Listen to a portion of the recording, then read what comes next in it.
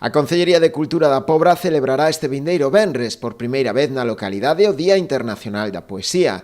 A proposta desenvolverase no auditorio do Museo Valle Inclán a partir das 8 da tarde e consistirá basicamente nun recital poético a cargo de 5 autores locais: Erika Alri, Ana Lojo, Marta Ojea, Ciro Fernández e Alfredo Vázquez.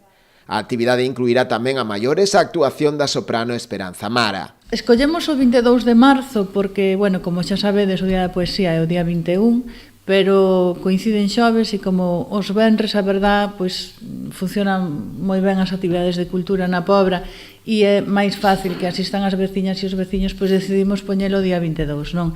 Así celebraremos o Día da Poesía e tamén lle daremos a benvida á primavera. Eu creo que vai ser un acto moi bonito onde se van a xuntar varias sinerxias e vai a ser aí, bueno, un pouco especial. Somos un grupo bastante heterogéneo porque somos, bueno, 3 chicas, 2 chicos, unos escriben en gallego, otros en castellano, creo que eso también lo enriquece.